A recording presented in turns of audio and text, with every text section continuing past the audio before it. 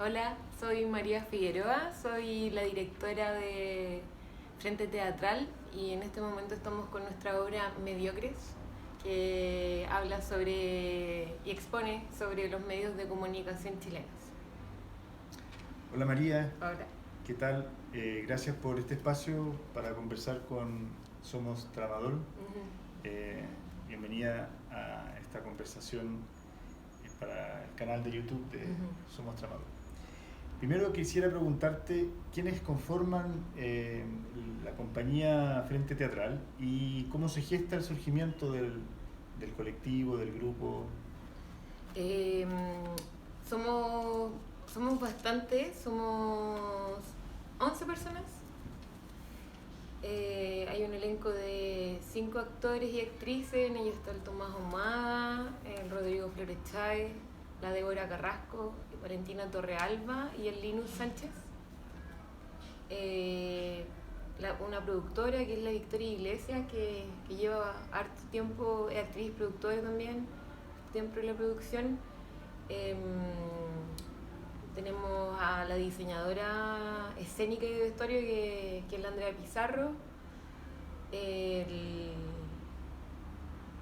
el Javier Pavés, el diseño de iluminación. Tuvimos que no va a poder estar en esta temporada, pero tuvimos al Julián Rudy, que fue quien hizo el circuito cerrado de la obra.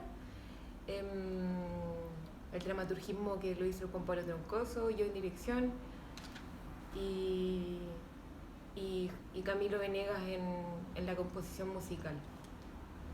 Perfecto. ¿Y, y cómo se gestó, cómo coincidió en el fondo cómo se dio la confluencia en el fondo de todos ustedes para formar el colectivo, la compañía y cuál fue ese punto de partida? El punto de partida tenía esta temática hace mucho tiempo dando vuelta en mi imaginario. Eh, y yo estaba viviendo en España, entonces allá como no tenía mucha red de contactos de poder montar un proyecto tan grande como requería eh, la idea, como la naturaleza de esta idea. Y llegando a Chile ya empecé a llamar a mi grupo más cercano. Entre esos compañeros, muchos somos de la Universidad Arci, la difunta Universidad Arci, y, y de ahí fue surgiendo la posibilidad de formular el proyecto para postularlo al Fondar. Afortunadamente adjudicamos el Fondar y pudimos ya empezar con la creación y producción de la obra. Entonces de a poco fuimos llamando con la productora, con la Vicky, fuimos llamando a la gente, eh, quienes podrían sumarse en primer momento como muy a pulso. Pues no pensábamos que podíamos adjudicar el Fondar, que es algo tan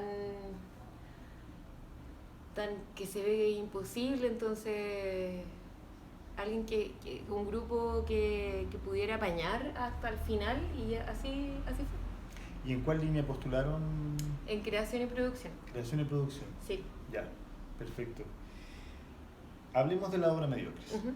que próximamente vuelve a la cartelera, al teatro. Sí, el Teatro Mori Bellavista. Vamos a estar del 21 al. Ahí habla. 21 al 30 de marzo, de jueves a domingo, a las 20:30 horas. Es nuestra segunda temporada. Excelente, bien.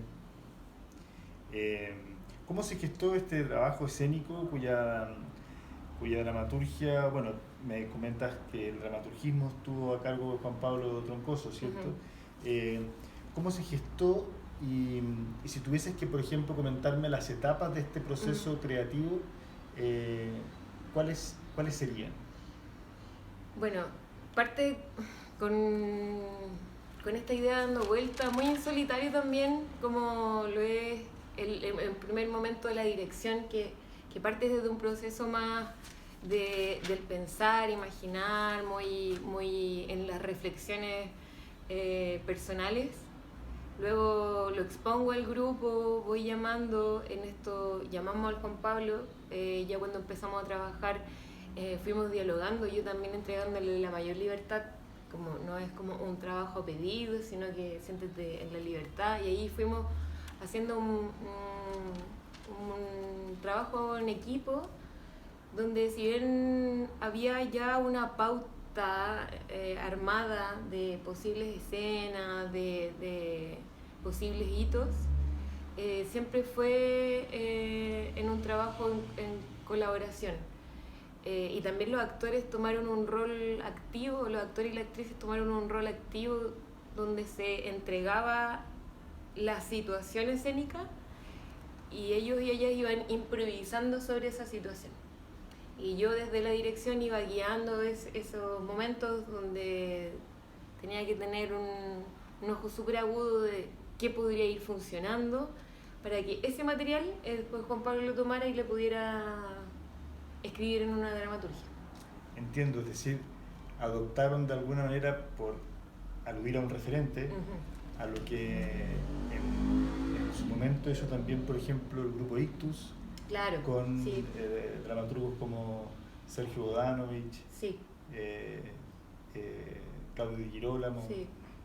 Sí, es un trabajo a mí que me llama mucho la atención porque de alguna manera todas las creatividades están pulsando en un mismo momento.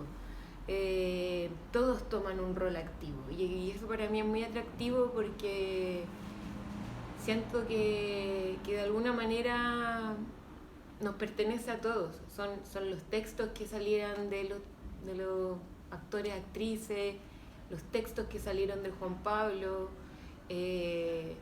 la dirección, no sé, todo tiene un poco de todo. Y pese a que no era un trabajo como colectivo donde se tomaran decisiones tan colectivas, sí había igual una estructura que se mantenía para que esto pudiera funcionar mejor. Sí escuchábamos a todas las voces. También esa es como mi visión como actriz y trabajadora escénica feminista, que muy también romper la jerarquía es para mí un acto político en el feminismo. Entonces así esperé y espero haberlo hecho. ¿Y cómo eso en la práctica se llevaba a cabo, en el sentido de los acuerdos que adoptaban? Porque cuando finalmente uno trabaja así en un grupo, de una u otra manera hay que adoptar acuerdos y llevarlos a la práctica, concretizarlos. ¿Cómo era eso en términos del diálogo con al interior del grupo, con actores y actrices y con el propio Juan Pablo? Bueno, el Juan Pablo, como vive fuera de Santiago, muchas veces no podía estar presente en los mismos ensayos, entonces sus ensayos eran grabados. Él veía todo el proceso muy desde ahí ordenado, escena por escena, improvisación por improvisación, y lo subíamos a la plataforma para que él pudiera ir viéndolo. El diálogo que tuvimos ya en escena, en los mismos ensayos, claro, a veces se podía ir muy lejos esas conversaciones, pero teníamos como estatutos marcados previos a comenzar el proceso de ensayo, donde cada uno cada una ponía, no sé, sus principios de trabajo, y de alguna manera se fueron tomando en cuenta, algunos no, porque por naturaleza es como, o sea, había uno que no ensayar los domingos. Ese no se cumplió, porque a veces teníamos que ensayar los domingos, pero otras cosas como desde la ética del trabajo iban dándonos una base para poder trabajar de manera más respetuosa, escuchándonos y viendo hasta dónde podíamos hablar también, como cada uno ahí se iba mediando solo. ¿Y cuáles fueron los estatutos que finalmente quedaron establecidos y que fueron respetados al interior del grupo? Habían varios, como, no sé, no hablar de los cuerpos de los otros, respetar también hasta dónde llega una improvisación, no sé, un sinfín de acuerdos de cada uno, como los ensayos se respetan los horarios, no sé, cosas que no fueran agotando el proceso, a pesar de que igual fue un proceso bien largo, porque tuvimos problemas con el encontrar sala. En ese momento estábamos como, ya tenemos el fondar, pero las fechas que teníamos, en verdad, se corren para diciembre, entonces el proceso, si bien fueron la misma cantidad de horas, en cuanto a lo que teníamos estipulado, sí se sintió más largo. Entonces ahí teníamos que mantenernos firmes con la moral alta para poder sacar el proyecto, que requería mucho. O sea, las improvisaciones dejaban a los chicos súper agotados y normal, porque lo están dando todo con el cerebro a 100. Y para, en el fondo, ir abordando esa técnica y con fluidez, ¿cierto? Y cuidando al grupo también, ¿cierto? A cada integrante. ¿Hubo alguna propuesta para iniciar, por ejemplo, el trabajo de ensayo antes de ir ahondando en las propuestas de improvisación? Sí, hubo un trabajo de investigación que hicimos, donde tuvimos referentes bien marcados, donde vimos mucha televisión también, mucho matinal, mucha noticia. Hicimos ese trabajo que fue... O sea, para mí no fue tan agotador. Yo soy muy consumidora de la tele, con crítica, pero lo miro desde ese sentir absurdo que puede llegar a ser. Y me gusta saber qué es lo que está consumiendo mi familia, mis vecinos, como ver qué es lo que está marcando la pauta, porque querámoslo o no, no es algo un secreto, sino que algo muy que se sabe ya que la televisión marca una pauta. Lo vimos en las consignas del movimiento del estallido. La tele miente, los medios de comunicación están en un conglomerado que es de la clase, de la sociedad elitista de este país. Entonces me gusta verlo así. Para mí no fue difícil, para otros del equipo sí, porque no tienen ni tele en su casa, entonces claro. Era más difícil y agota mucho. Entonces ya comenzamos esto dentro de nuestros referentes. Uno de los más fuertes fue Noam Chomsky, que habla sobre la manipulación mediática, habla sobre la propaganda, principalmente de Estados Unidos, con todo lo que es la propaganda de política, cómo se mezclan. También dentro de los referentes estuvieron otros más cercanos a las redes sociales, un libro que se llama Apaga la tele, que son de varios autores periodistas chilenos que hicieron una reflexión, unos artículos después del estallido social sobre la televisión. Entonces, claro, ahí nos fuimos enterando de conceptos que se hablan en periodismo, entrevistar de manera personal a amigas, amigos periodistas, su experiencia en cuando estudiaron, las diferencias que habían entre universidades, en la manera en que entregaban el ser profesional de las comunicaciones. Entonces, claro, era muy interesante, fue muy entretenido esa parte del proceso. Y de ahí, de ese material teórico, fuimos sacando distintos hitos. En un primer momento nos íbamos a centrar solo en las fake news, en los bulos que se formaban de la televisión.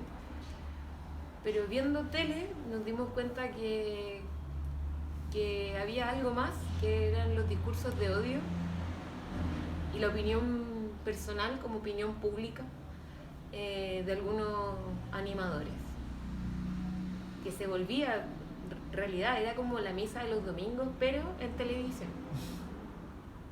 Y eso se vuelve una realidad. O sea, se creen líderes de la opinión pública. Claro, y eso ocurre cuando el que comenta, el que da la noticia, el que está en el set televisivo, se transforma en el protagonista de aquello que se informa. Exacto. y su opinión personal se vuelve, no es una opinión objetiva, totalmente es una opinión personal. O sea, es Twitter, pero con televisión. Entonces, Sí. muy peligroso, afecta a la democracia, afecta a la visión que se tiene sobre ciertos temas. Y volviendo al tema de la improvisación, energéticamente, me refiero a la energía de los actores, ¿cierto? Y sus propios cuerpos en escena mientras ensayaban. ¿Cómo, cómo fueron investigando la práctica de la improvisación y de qué manera en el fondo también establecieron ciertos límites, como por ejemplo, hasta acá llega la improvisación o por ejemplo? Sí, bueno, se ponían la situación como casi en orden aristotélico ¿Ya? de la situación, a pesar de que se podía ir por otros lados, no aristotélicos, pero era como, ok, esta escena es así, estos personajes están en este estado, vamos a buscar esta pulsión interna, vamos haciendo el viaje, si bien muchas veces yo misma me perdí en el mismo proceso creativo, que algo muy normal también lo vi como algo natural, también como perderse un poco. El tener este esquema fue como mi cable a tierra y el que yo pudiera entregarle esa seguridad a los actores y las actrices en el momento de improvisar, que están tan vulnerables también. Entonces ahí, desde mi rol de directora, iba midiendo hasta dónde llegaba la improvisación también, así como, no, ya, hasta aquí llegamos, vamos a repetir esto, vamos a tomar estos hitos de lo que fue la improvisación pasada, lo otro no, sáquenlo, váyanse por otro lado, pero esto queda, ok. Y también muy desde la práctica que hacía Andrés Pérez, que cambiábamos de roles, se cambiaban, era un juego que ya tú interpretas este tú, y se iba, el ego se tenía que ir para la casa, entonces otros compañeros daban cosas ricas también para entregarle al compañero para que siga creando desde ahí, y eso funcionó súper bien. Y eso fue decisivo para, por ejemplo, tomar decisiones con respecto a casting de personajes en el momento en que dijeron, ya, ahora vamos a armar la historia. Como que el casting estuvo armado desde, como ya era gente que conocía, estuvo armado de antes. Como dijimos, no, llega esto, logra esto, sí, de todas maneras confiamos en que va a lograr un trabajo el que se va a pedir, sí. Así que ese proceso de casting se hizo previamente, sí. Ya, perfecto. Y cuéntame, ¿qué es para ti la improvisación y cuáles son las claves para que esta sea llevada a cabo de manera fluida por un actor y actriz en escena? Yo creo que principalmente tiene que estar en un espacio seguro, donde se sienta seguro, segura la actriz, el actor, para que el arte ocurra, para que la escena ocurra y no se sienta limitada en que su creación sirva o no sirva, como libre de ese prejuicio también. Yo creo que lo principal, más allá de entregarle como la responsabilidad al actor o la actriz, es que el espacio donde esté sea un espacio donde esté plenamente en confianza, donde ciertas palabras, creo que por parte de dirección no se pueden decir como estás equivocado por ahí, ¿no? Como evitar, como hacer una comunicación efectiva también es necesario para que todo eso que está muy internamente salga en un corriente de la conciencia. Entonces trabajamos mucho también el corriente de la conciencia, el principio del surrealismo, donde todo es posible, donde vamos por todo y después filtramos, después bajamos, vemos si sirve o no sirve, pero si no sirve no es porque esté mal, sino que porque tiene que tener una lógica o cierta lógica. Desde ahí, pero yo creo que la clave es esa seguridad que tiene que sentir y que se le tiene que entregar a la persona que está interpretando. Entiendo. Y cuéntame, desde el punto de vista de la dirección escénica, ¿cuál fue la premisa en la que te asentaste, ¿cierto? Como directora y bueno, el grupo, considerando ustedes cómo trabajan, pero le pregunto a ti como directora que estás acá, en la premisa en la que se asentaron y desde dónde fueron trabajando esa premisa temática. La premisa, si bien partió desde la fake news, que después fue algo que pasó más a segundo plano, comenzamos con la sobrevivencia.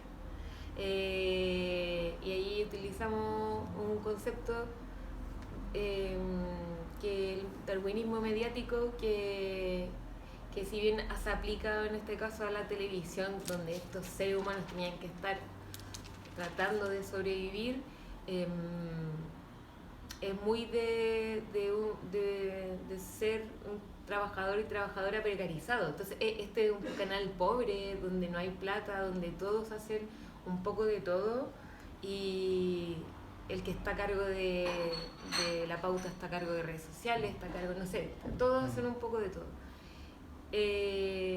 Así que la sobrevivencia, el darwinismo mediático fue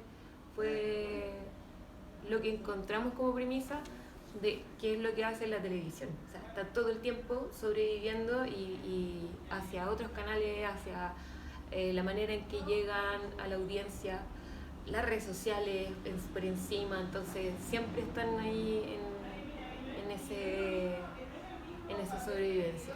Es decir, como un objeto que sobrevive en su propia podredumbre de alguna manera. Sí, sí. Y es interesante porque estos personajes viven y mueren constantemente durante la obra. Están arriba, después abajo, arriba, abajo, arriba, abajo. Y es la naturaleza un poco también de las redes sociales, de la comunicación, de un programa que sale al aire y después ya no está más. Entonces, es un poco, esa es su naturaleza. Y cuéntame, que si bien esto lo has ido respondiendo en esta última pregunta, ¿podrías explicarme qué significa para ti el darwinismo mediático y cómo esa noción estaría plasmada escénicamente en la obra Mediocres? Bueno, el darwinismo mediático, si bien no es un concepto mío, un concepto de un periodista español radicado en Francia, sí. El darwinismo mediático aplica igual para todas las personas, incluso para civiles comunes y corrientes, que un poco como las redes sociales, las aplicaciones van avanzando tanto que tienes que aprender a manejarlas, si no, no existes. O sea, así. Y es difícil, cada vez se vuelven más difíciles porque, no sé, he escuchado como con los años uno va poniéndose menos tecnológico, ¿no? Como lo veo también, o es como la sensación de querer ser menos tecnológico. Entonces, dentro del proceso hay una compañera que su papá trabajó mucho tiempo en Canal 13, mucho tiempo, donde se editaba de manera manual, que para mí eso no me imagino cómo se hacía, pero se hacía de manera manual hasta que cambiaron todas las tecnologías y de repente él se vio en esa situación, me imagino, no sé, como de tengo que renovarme. Entonces, desde ese espacio del tengo que renovarme por las tecnologías hasta el tenemos que renovar la línea editorial por la audiencia, tenemos que renovar nuestra mirada de ver las aplicaciones. O sea, por ejemplo, yo no sé de TikTok, para mí es un mundo, y quizás los jóvenes que de TikTok en el futuro no van a saber de otra cosa, de inteligencia artificial. O sea, avanza tan rápido que siempre nos estamos quedando atrás, querámoslo o no. Entonces, para mí eso es el darwinismo mediático, es como estar como con esta sensación de alerta todo el tiempo a lo nuevo, a lo que viene. ¿Y una opresión de alguna manera hacia eso? Claramente, o sea, directa o indirecta, existe. Como, la actualización de que, no sé, todo está actualizándose de manera muy rápida, entonces es difícil seguirle el ritmo, es muy difícil. Sí, y bueno, siguiendo en la misma línea, la crítica hacia el poder de los medios y en particular hacia la televisión y las prácticas profesionales al interior de un canal de televisión, como lo vemos en Mediocres, está expresada de una manera feroz en el montaje, que yo lo vi en Santiago. ¿Cómo esa podredumbre reflejada en la obra te interpela a ti como artista, como creadora, como directora escénica?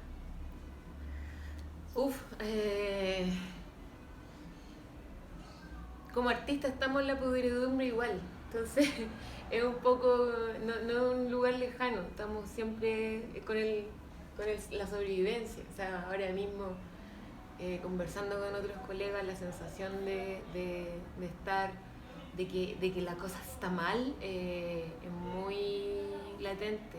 Como, sí, está difícil, sí, los fondos no salen todavía, sí, no sé qué. Entonces, claro, es un poco de ser trabajadora precarizada y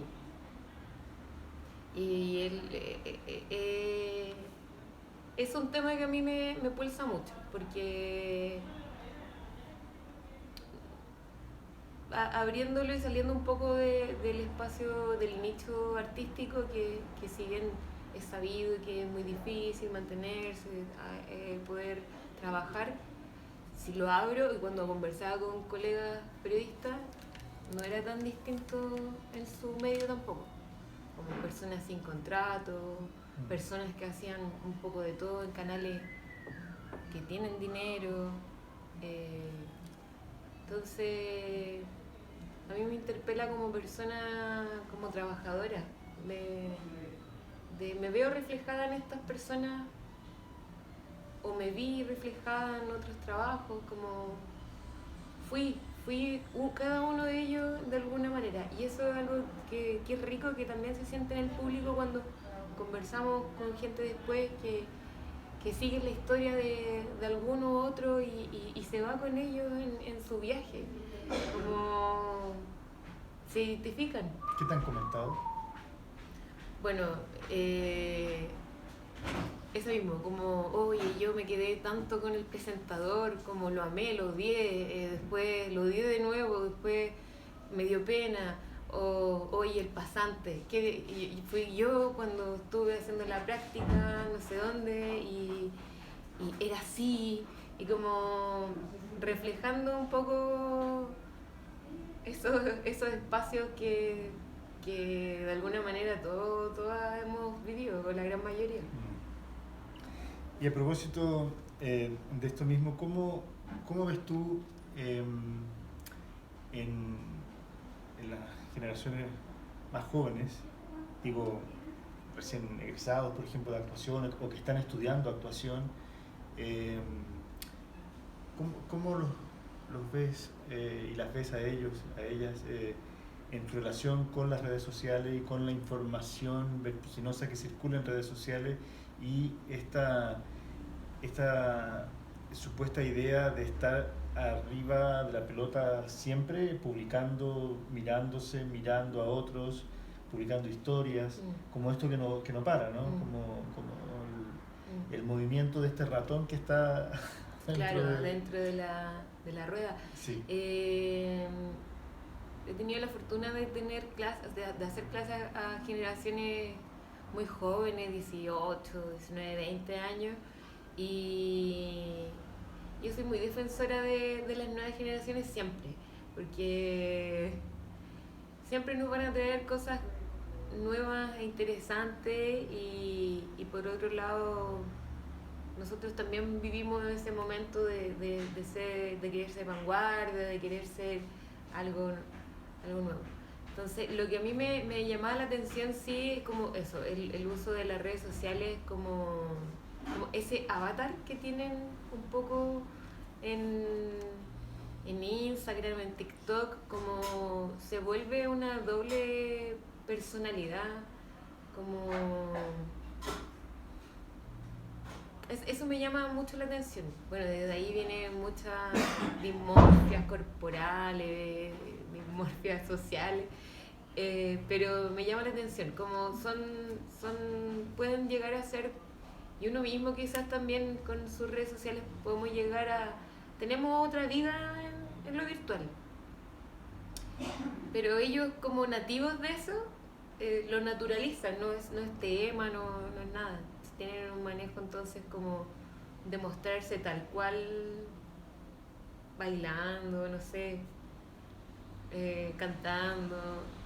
Lo que sí me da miedo es como ese subidón de moral, no sé, tengo tantas reproducciones pero el otro video tiene menos y el otro tiene más, entonces juegan con nuestras emociones, muy brutal, muy brutal.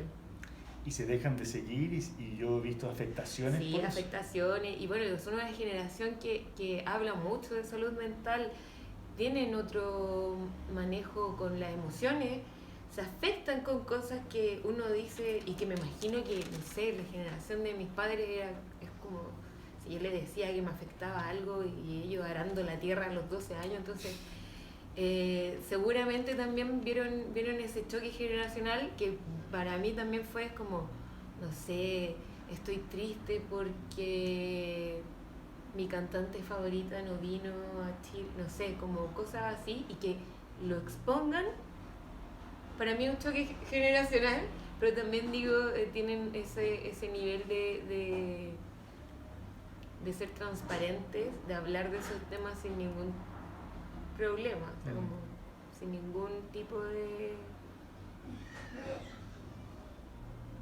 juicio o juicio. Y el actual consumo multipantalla de informaciones de diversa índole pareciera marearnos de alguna forma, y eso también se presenta de manera exacerbada en Mediocres, va en un trayecto, ¿cierto?, hasta un paroxismo que es brutal. Entonces, me gustaría que me comentaras qué reflexiones en el fondo han tenido ustedes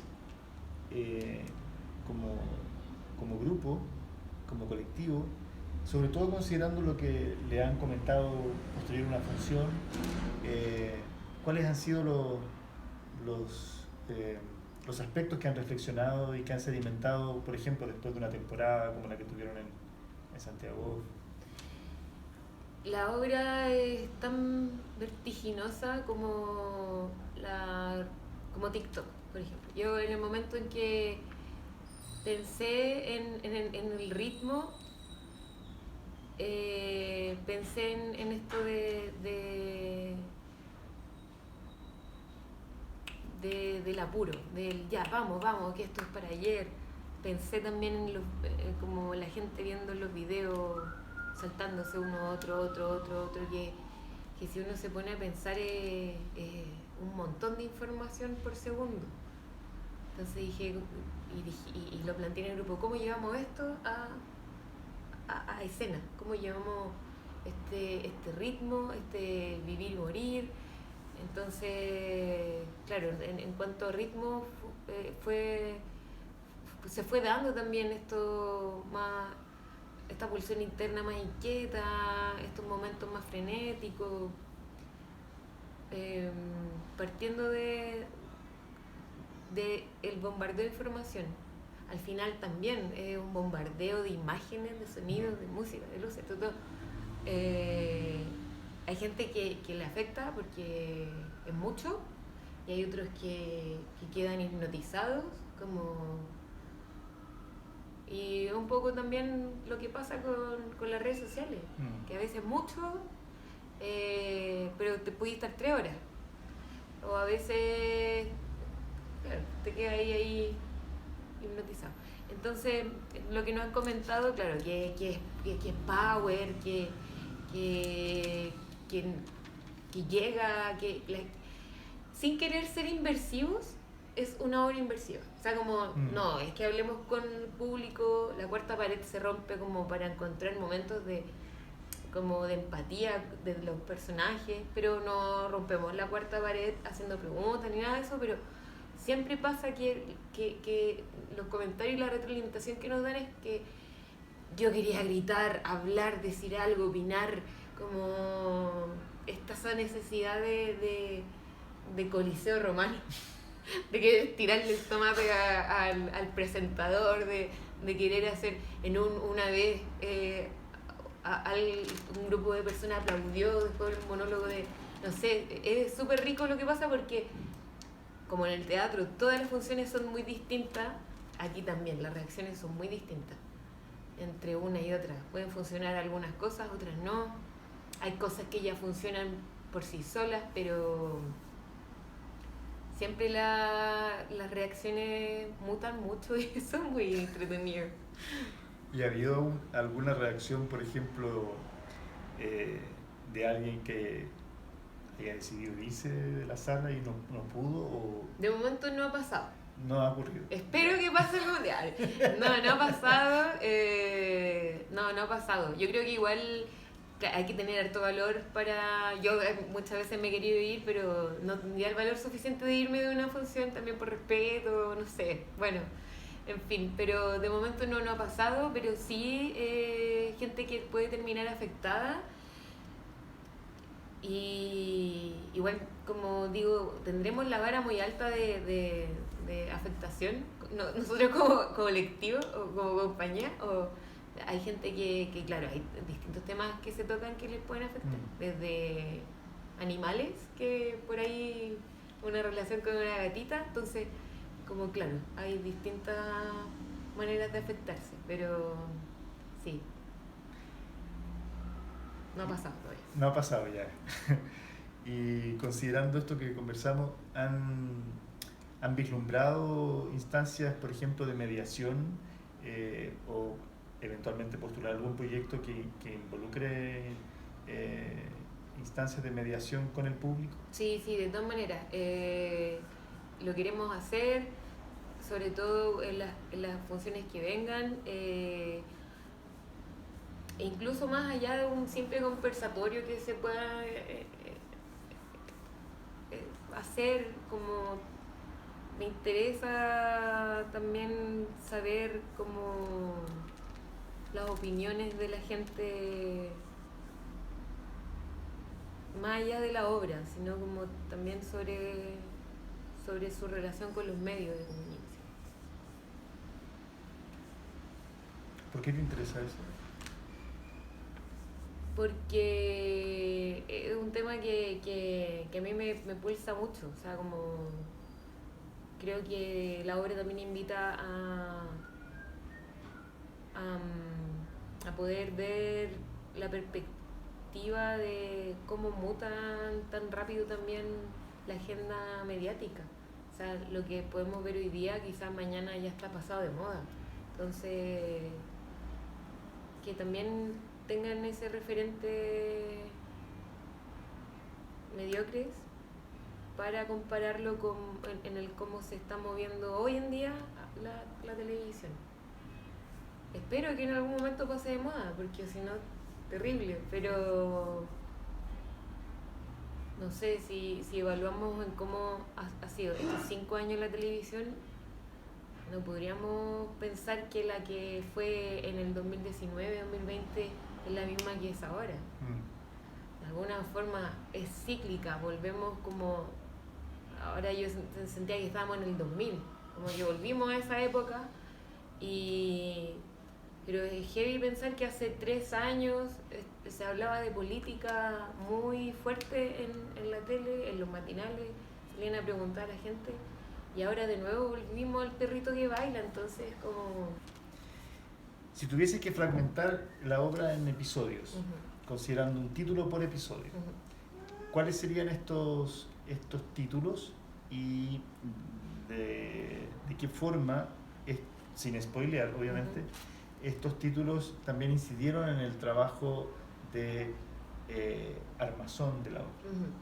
Sí, son temas que los teníamos también antes de comenzar los ensayos. Hicimos la pauta y dentro de la pauta, por ejemplo, la primera escena es acciones cotidianas, donde llegan estos personajes, estos trabajadores al canal, están en un ritmo previo a salir a grabación, están atrasados, nos faltan cosas, ya.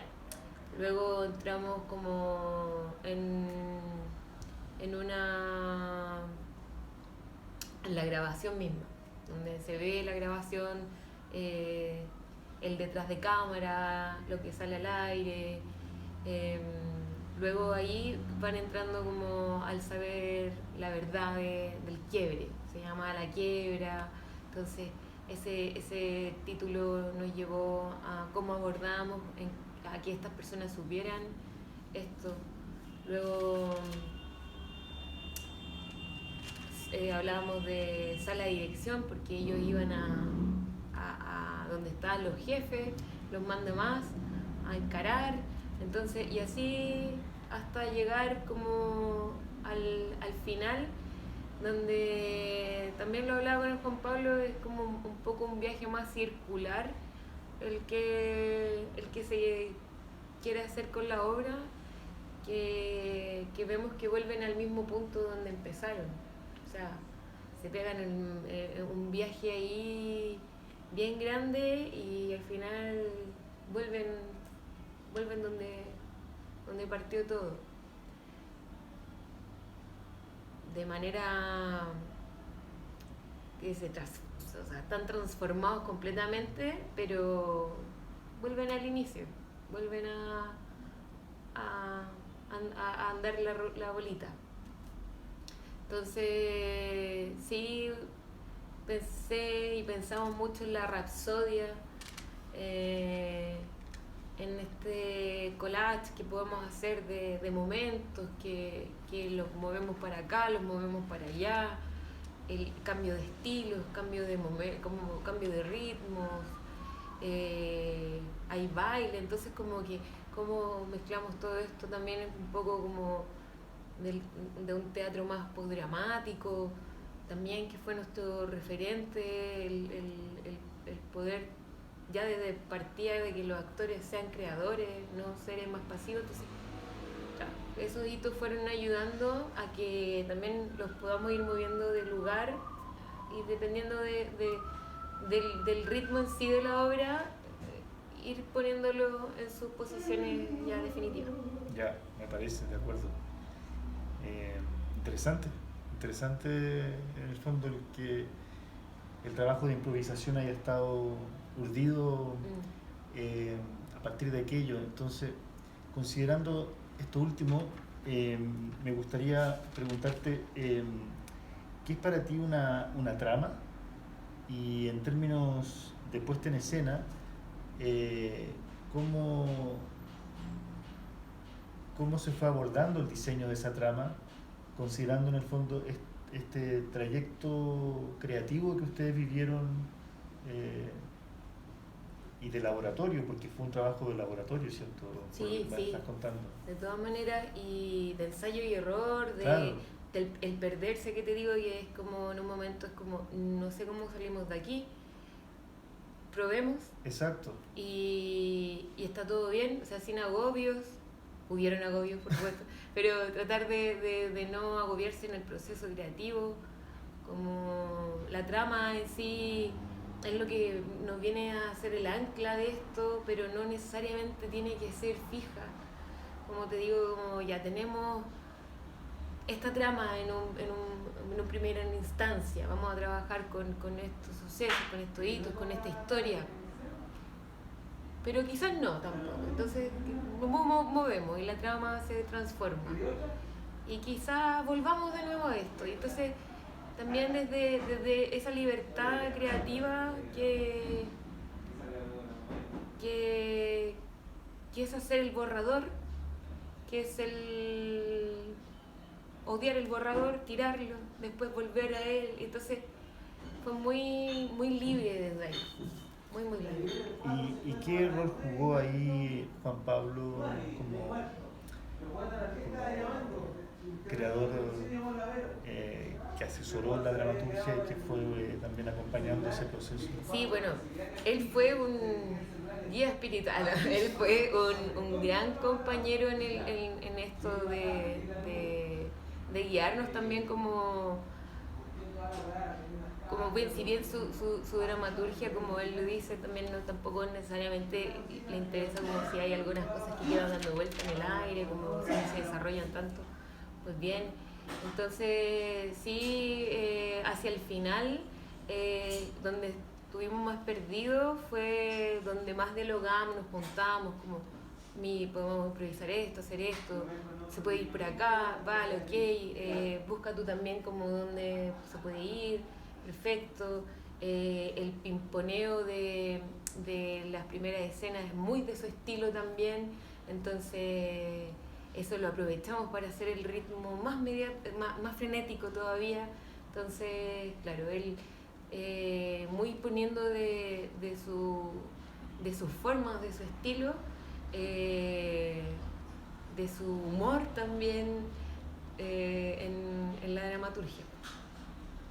O sea, sientes que de alguna forma el dramaturgismo que él aportó fue coherente con su propio estilo sí, de creación. De todas maneras, sí. O sea, sí. O sea, de todas las cosas que he visto, si bien también es muy versátil Juan Pablo, tiene ese humor en los diálogos, en el texto, un humor súper inteligente que si bien es mediocre está más expuesto, es bien rico esa sátira que tiene. Sí. Y estos trabajos de ensayo quedaron registrados de manera audiovisual y con eso ustedes también íbamos volviendo a ello, a lo que funcionaba. También era nuestra forma más dura, como datos duros de decir, no, miren, esto no funciona.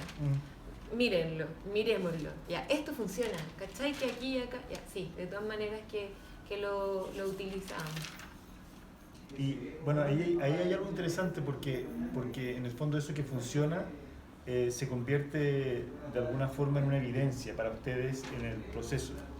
Entonces, quisiera preguntarte respecto de la tensión que hay entre lo factual y lo contrafactual, que también es una dicotomía muy fuerte en Mediocre, siento yo. ¿Cuál es tu percepción de aquello, por ejemplo, en lo que circula en términos noticiosos en las redes sociales hoy? Pura información de titular. Entonces, eso también se muestra. También el hecho de que las redes sociales se transforman en el muro de opinión las noticias son para eso, como para, en verdad, buscando el cliqueo, buscando la cantidad de visualizaciones con titulares que llamen mucho la atención. Muy poca gente veo como que lee lo que sale abajo y mucha menos la que cliquea para leer la noticia. Entonces, a diferencia de la prensa en papel, a diferencia de la prensa de las noticias, en redes sociales siento que se busca más que informar es el impacto emocional, que es muy, también hay algo que habla Chomsky, ¿no? De cómo la emoción entra en la noticia para llegar al impacto. Sí, de todas maneras, y mediocres lo vemos, ¿no? Como que de repente estamos en una televisión más de los 2000, más analógica, a pesar de que tenemos las proyecciones, todo, pero muy artesanal, a después que se hagan viral en redes sociales. Entonces,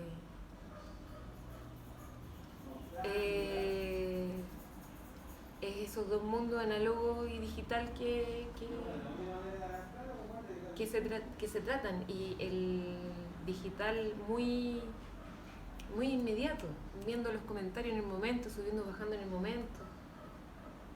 Y en el fondo, claro, el corolario de ese paroxismo sería esta espectacularización que vemos, sí, donde frecuentemente. Exacto. Lo otro es más pauteado, más ensayo y error, de ya, vamos de nuevo, ya, grabemos esto de nuevo, a lo otro que están totalmente en vivo y interactuando con la gente y pidiendo ahí sangre, que se expongan, que la llaga está abierta. Entonces, la gente opinando todo el tiempo ahí en las redes sociales, mostrando lo más íntimo de cada personaje, porque eso llama la atención y es la emoción que gana por sobre todo. Y el predominio de la pulsión, en el fondo, ¿no? Sí, claro. O sea, como sobre todo. Como... Sí, entiendo. ¿Cómo estás de tiempo? Voy a ver ahora. Sí. Velo con total calma. Son Gemicel. Lo escuché por aquí. Acá está. Sí, estoy bien. Ya. Quedan poquitas preguntas, así que Sí. no hay problema. El abuso, que es una palabra que nos cala hondo como país, acá lo vemos reflejado en el abuso de poder, ¿cierto? A tu juicio, considerando en el fondo lo que me has compartido en esta grata conversación, ¿cómo se gesta ese viaje entre la mínima confianza que existe entre los personajes en algún momento, que yo percibí eso en la obra, y este abuso despiadado que vemos hacia el final? Porque hay un trayecto entre esos dos puntos que es muy interesante y crucial en la trama. Entonces, me gustaría saber cómo se gesta ese viaje y qué fricciones tiene. De alguna manera, bueno, terminan todos siendo unos despiadados, todos y todas. O sea, no se salva nadie, si bien hay algunas otras víctimas más claras, pero terminan ejerciendo violencia directa e indirecta, ejercen violencia directa e indirecta todo el tiempo. Hay un personaje que es el más claro que ejerce, que es el presentador, que su violencia es directa, pero de alguna manera están todos tratándose súper mal. Pero no es fácil de ver porque es una violencia más simbólica, quizás más solapada, entonces como... Pero ya al final todos sacan sus opiniones personales, su verdad políticamente incorrecta. Entonces ahí vemos que así piensan, eso es lo que ellos piensan. O sea, todo lo que vimos antes era una careta, nos engañaron, o no sé, como un poco así. Por eso también es interesante que con los y las espectadoras toman de alguna manera uno de los personajes, como se fijan en uno, se identifican con la historia de uno, entonces, y lo siguen hasta el final, y terminan mal. Sí, entiendo. Y, y bueno, quisiera preguntarte qué te parece esta alusión que hizo Culturizarte cuando comentó sobre la obra a fines del año pasado, antes de la reposición en Festival Santiago, eh, en la que se señala que la obra nos hace sentir como en un capítulo de la serie Black Mirror. Eh, ¿Qué opinas sobre aquello y si de alguna u otra forma fue un referente también la estética y el montaje que tiene en términos audiovisuales esa serie? No, no fue referente, ¿Ya? pero cuando lo leímos, o sea, cuando leí, dije, oh, sí, es verdad. De la primera temporada sí, porque después como que se pone más inteligencia artificial, nos faltaría como ese lado.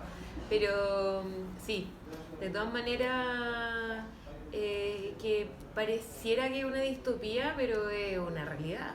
Entonces, ojalá fuera una distopía, ojalá no sucediera, pero sucede, si bien está mucho más amplificado, más cortado, revuelto, qué sé yo, pero es algo que sucede, de todas maneras. ¿Cuáles son los referentes de ustedes como compañía en términos de compañías, valga la redundancia, la repetición de palabras más bien, que a ustedes les iluminan, les inspiran para crear sus trabajos? Muchas de alguna u otra forma. Yo soy súper fan de mis colegas, de muchos.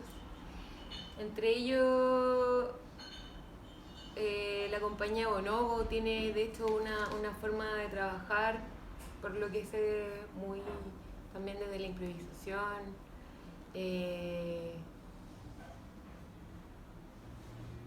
Entre eso también, bueno, también fue de alguna forma referente las primeras obras de La Resentida, como en sus temas, como en sus ritmos también.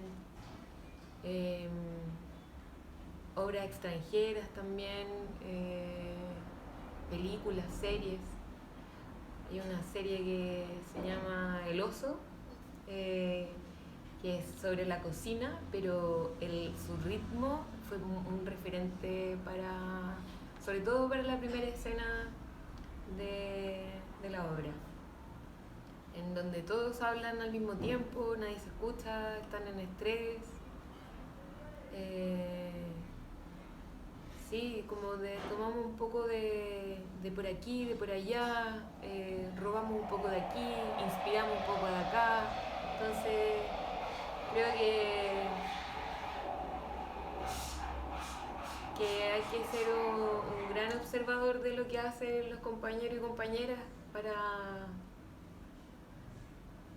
que esas cosas te vayan inspirando y haciendo sentido. O sea, como creo mucho en eso, como más que la autoría, que es algo que creo que se va encontrando en el hacer, en el ir probando cosas. Me inspira mucho varias compañías, muchas. Bien. Y la última pregunta, ¿cuáles son los próximos proyectos de Frente Teatral? ¿Y qué nos podrías contar acerca de ellos, si es que lo que se pueda contar? La que se pueda, si no van a arreglar. Como compañía tenemos pensado seguir indagando en temáticas contingentes sociales. Queremos buscar desde ahí que nuestra autoría, nuestro sello sea ese, el poder poner desde el humor negro, porque todos tenemos un humor negro muy fuerte, elevado, como que es nuestra manera de relacionarnos. Y ahora estamos tratando de irnos por esta extremada preocupación por la delincuencia.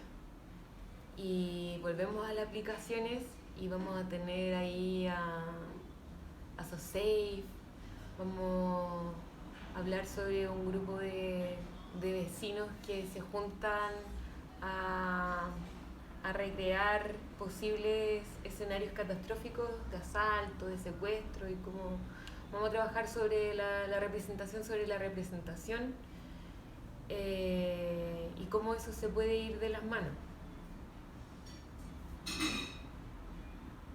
Sí, lo próximo que se viene. Como la meta representación de alguna manera también genera este tipo del sinfín de posibilidades que jamás nunca van a controlar. Entonces, claro, si bien parte con una finalidad súper inocente del preparémonos, puede terminar muy mal. Y termina muy mal. Exacto. Como, y se alimentan miedos. Y se alimentan miedos, claro. se encierran. Entonces, desde ahí tomarlo también desde el humor, porque no nos queda de otra. O sea, son situaciones que son terribles, pero tomarlas desde el humor también no siento que se toman desde otra perspectiva, se relativizan, se toma la reflexión desde un lado más tranquilo, más sí, ríe, pero mira, claro. Pero ojo con eso. Nos reímos de una sátira que es terrible. Exacto, entonces, y es terrible, o sea, creo firmemente que las detenciones ciudadanas son lo más parecido a la Edad Media que tenemos. Entonces, claro, es un tema que nos motiva harto investigar.